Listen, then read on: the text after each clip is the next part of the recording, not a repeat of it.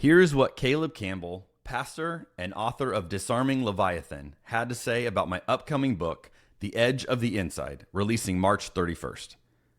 The Edge of the Inside is an honest, grace-filled exploration of what happens when the center no longer holds and following Jesus leads us into unfamiliar territory. It's part memoir, part prophetic call, and part survival guide for anyone who has loved the church enough to tell it the truth. If you'd like to read a copy before it comes out, we'd love to have you join our book launch team. You can find out more at edgeoftheinside.com or at the link in the show notes. Welcome to another episode of Rebuilding Faith. These are 10-minute Bible messages for people with questions and doubts. Last week we looked at Jesus explain that he had all authority, and then he did something really bizarre with it.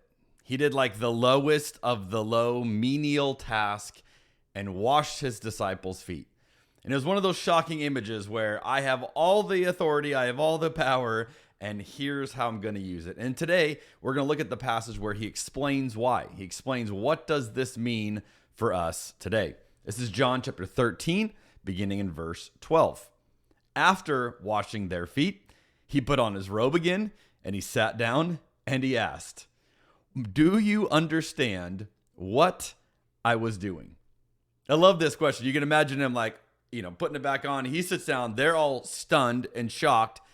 And then he asks this question. What a question. Do you understand what I was doing there?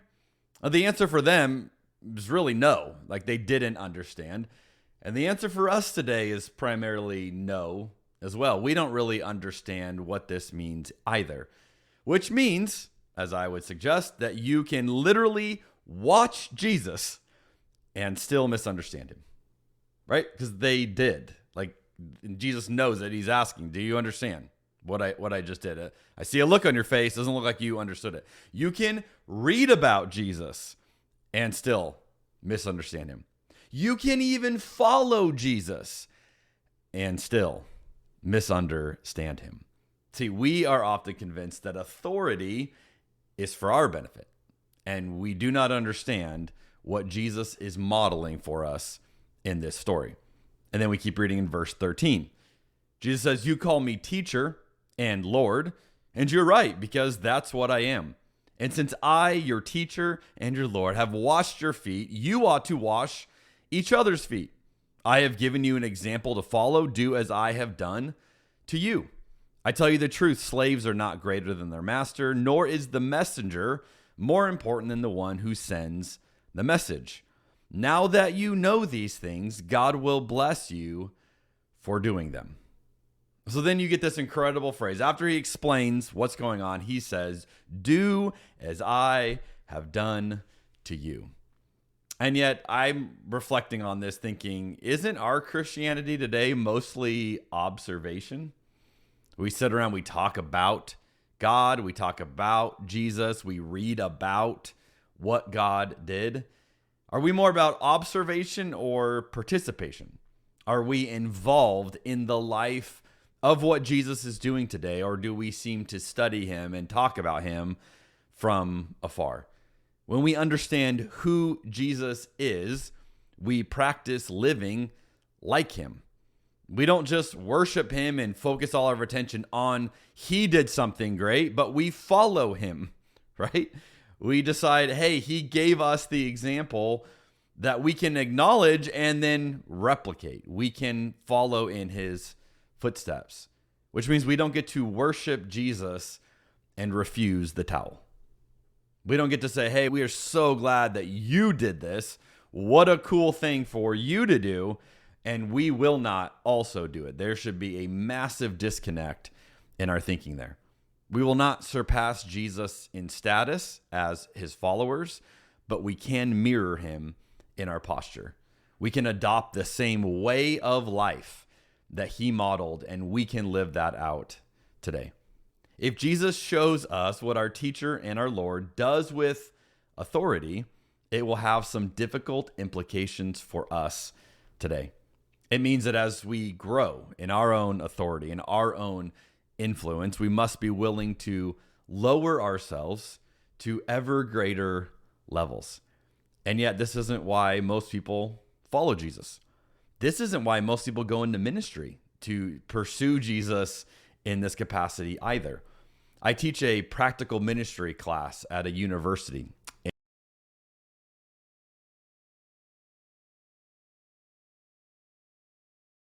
And this is a great book because a lot of pastors, when they're in school and they're studying and they have these big ideas for how great it's going to be, are quickly disillusioned by the real thing.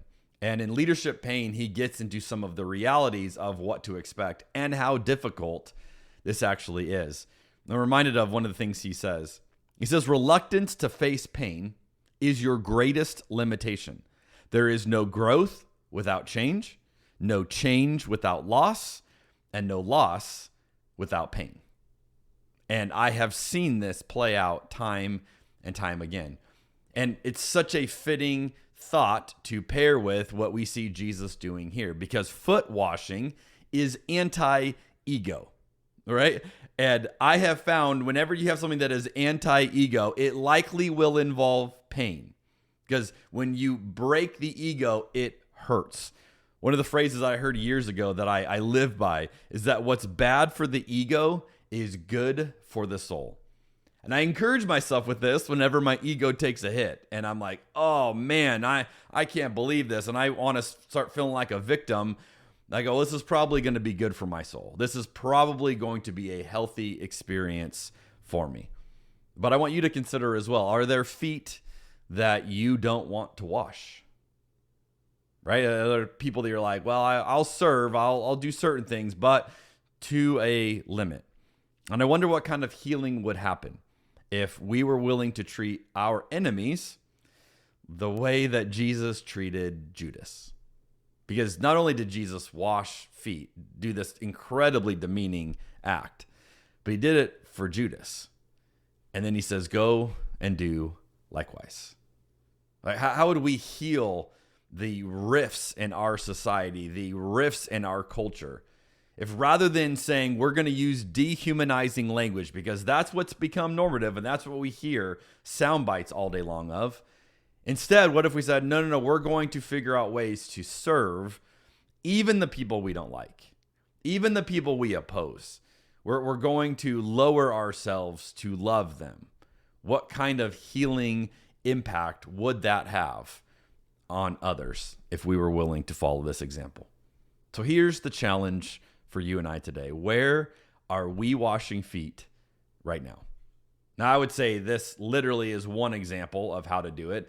Foot washing isn't the same thing in our culture today. We don't necessarily have this as a function of what we do, right? We have different shoes and all of that, but there are equivalents.